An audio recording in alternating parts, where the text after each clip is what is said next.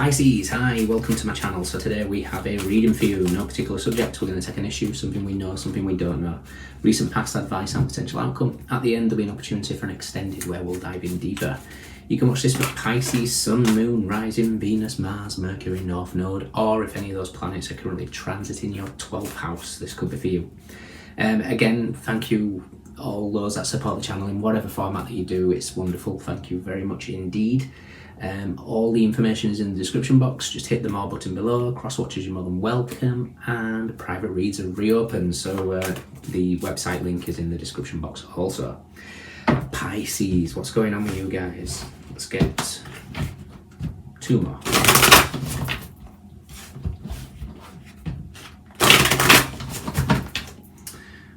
Okay, we have the Four of Discs with power.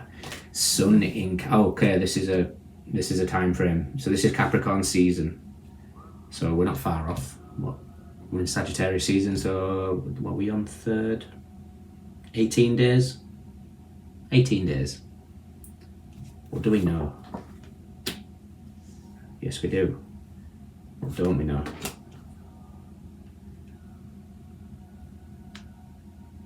Ooh, recent past.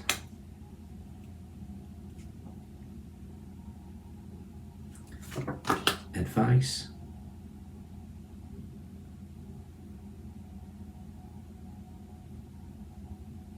Okay. It's going to be something to do with the Empress or Venus, I'm sure. Oh, interesting. Okay.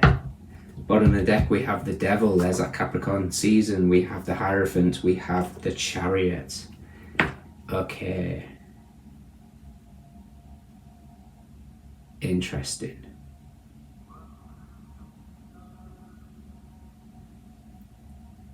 Okay, there's a lot going on here, and this is something that's happening right now. And you've been asked to surrender control. There's a few cards here that indicate a lot of control and a lot of trying to maybe dictate or push something in a certain direction. So we've got the Four of Pentacles, which is power, which is the Sun in Capricorn. So this is, like I said, especially with Devil, Capricorn energy at the bottom of the deck, there's something that is being highlighted here. We will check out where the Sun card is, because it might be something that we need to highlight a shadow, possibly.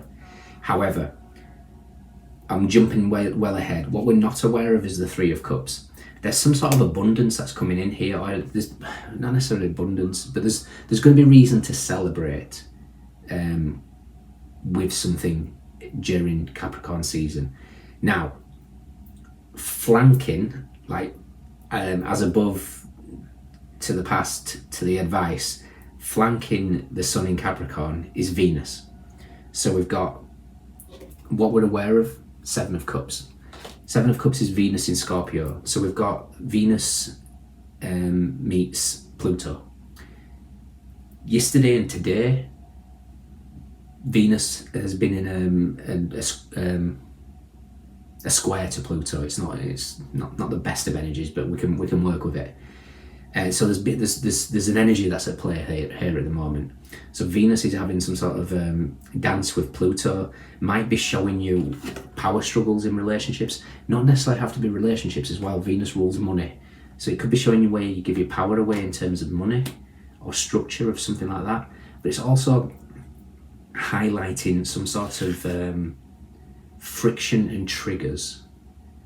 This is a really interesting reading, actually, and I know exactly what the message is. I'll be reading it to you in a second. Okay, in the recent past, we have the Two of Cups. Two of Cups is Venus in Cancer. So Venus in the sign of Cancer, which is ruled by the Moon, very emotional. It's a lovely energy. So it feels like there is either a connection in your life, or you've found some sort of balance within you. You're exuding a lot of love, confidence. Your advice is the Five of Swords. In this deck it's called Defeat, but it's Venus in Aquarius. So this is Venus meets Uranus. Venus has got a dance with Uranus on the 21st, start of Capricorn season. There's something that's at play here. We've got this, it's in an opposition. So we've got the Venus with Pluto now, moving into Venus with Uranus as we get into Capricorn season. It's creating something. There's a dialogue going on. The outcome's actually the Emperor. The Emperor is the divine masculine. It's the it's a strong leadership energy. Again, when I see the Four of Pentacles, the Emperor and the Devil, there's a lot of control. I need to know. I need to know what's happening here. There's a need for fluidity. There's a need for some sort of surrender. Interestingly as well, at the same time, yes, I speak of Venus is square to Pluto. However, tomorrow, the 4th, Venus moves into Scorpio. So there's so much energy of Venus going on here. And I know why. It's because of a book that I accidentally got, if I'm honest. It's called Crystal Goddess 888 by Alana Fairchild, Living the Sacred Feminine. And I got it because I thought it was a deck. I could have swore I read it was an oracle deck. Who knows? But there is, in particular, Ishtar, who is represented by Venus. And there's a particular paragraph that is what's happening here. So the Five of Swords is also a card of triggers, conflict. And I feel that... So I'll read a little bit about Ishtar. From the heavens she descended to earth, the cosmos, her cloak, the star of Venus, her body and the light of love burning in her eyes. Able to triumph even over death, she is subsumed completely into the power of love. For those that receive her, their light shines brighter and what is wounded comes to light so that healing may occur. For those that dare open their heart to her, the light of her loving gaze restores a divine remembrance of their true nature. So over time, she's been either loved or revered, and in some aspects she's been known as monstrous. But in particular is this paragraph here, and I believe this is what's going on in your life right now. Venus holds a higher consciousness. Higher consciousness contains a higher voltage of divine electricity. The effects of an intense higher consciousness for those on the receiving end depend on the finesse with which the consciousness is delivered and the state of the vessel that is receiving.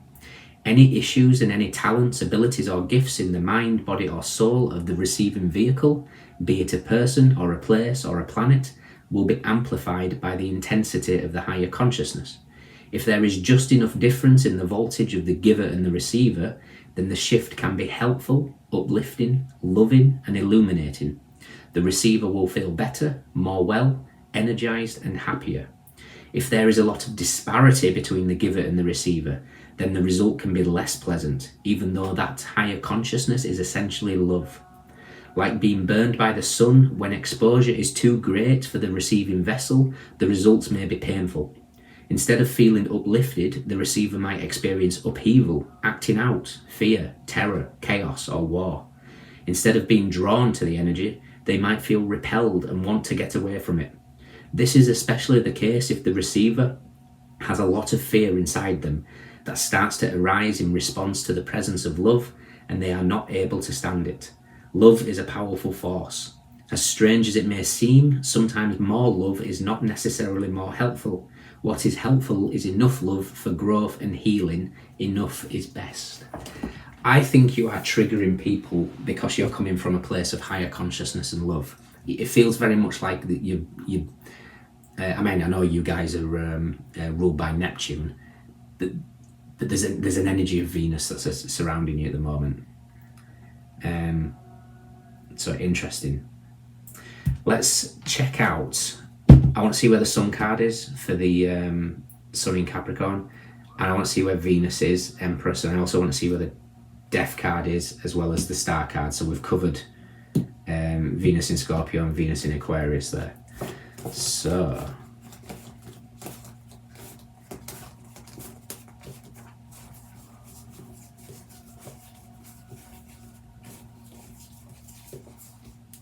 the Sun is with the Six of Wands and strength and the Wheel of Fortune. Okay, this is purely for me if I had not recognized that I needed to read that to you, for two reasons.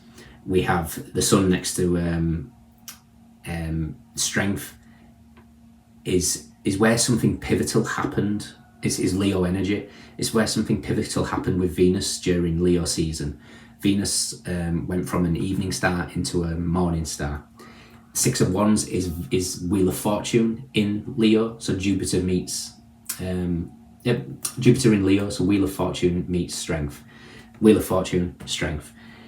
That page of Ishtar is 119. 119 is my little nod for Jupiter. It's 11.9 years it takes to transit the zodiac. So that finding the Sun was literally just in case I didn't notice what I was supposed to talk about. Clever. Okay, so the star card is with the Four of Wands and the Queen of Discs. Emperor and Empress energy. Again, you've been aligned to a real positive connection here. The Lovers is with the Eight of Swords. The Eight of Swords is Jupiter in Gemini. The Lovers meets the Wheel of Fortune. Feels like there's a lot of fated energies that's taking place in your life at the moment. But it's showing you where you react. So the Hangman, which is you guys, is with the Eight of Cups, which is Saturn in Pisces, so Saturn in your sign, and the Seven of Swords. Seven of Swords is self-undoing, especially when it comes with a Hangman, so it's 12th house energy. Where do we panic at this? Do we get down if we trigger somebody we really care about and they repel? How do we react to that? There's a message in there for some of you. Come on, Empress, where are you? And the Empress is with the Ten of Pentacles and the Fool.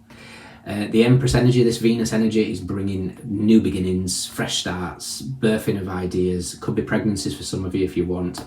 And the Ten of Pentacles, it just indicates wealth. Interesting as well, we do have Mercury here, with that Mercury in Cancer. We also have Mercury in Virgo here. Mercury does, and interestingly, straight after the Fool, we have the Ten of Cups.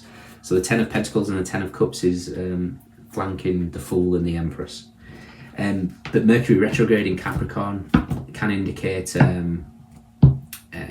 just having to, think our words, especially with dealing with people in every aspect.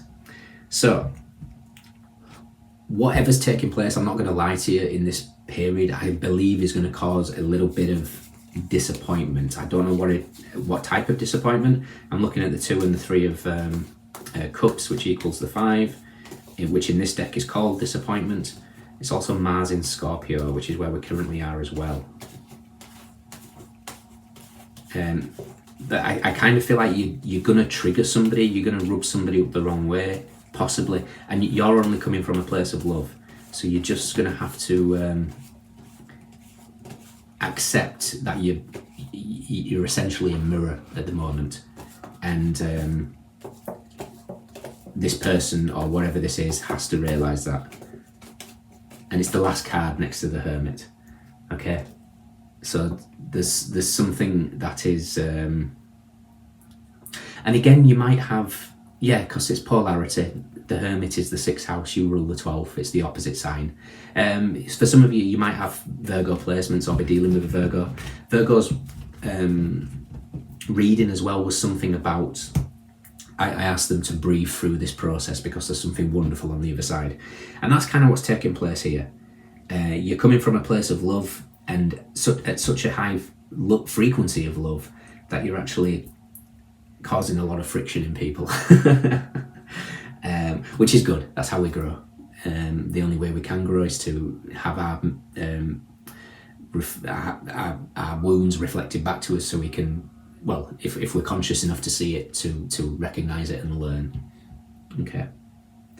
But for some of you, like I say, I believe there's somebody in your life that you really don't want to cause conflict with, but it's going to happen. But you need to just recognize that this is a good thing. This leads to healing, and don't fall into the trap of trying to control with the Four of this Devil and the Emperor. Just be like water. You're a water sign. Neptune goes direct as well in a few days. So, unless is it direct already? It's roundabout now. So don't let the rose-tinted glasses come back on. See things for what they are. But beautiful reading. I really enjoyed this reading. It's a good one. Your higher consciousness is really showing itself. In your extended, we're going to look at what this Emperor Venus energy is all about. We'll take the energy of the Emperor and the Empress, what we know, what we don't know, recent past advice and potential outcome. We shall dive in there. So we've got Sun in Capricorn, Venus in Scorpio, Mercury in Cancer, Venus in Aquarius, Aries, Capricorn, Taurus, Cancer,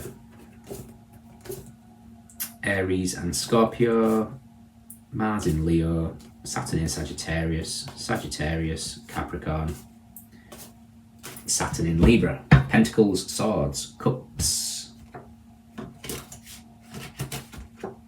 Definitely saw Wands, so saw the 5 of Wands. Yeah, Wands, everyone's here, those are the standouts. Take care, see you soon.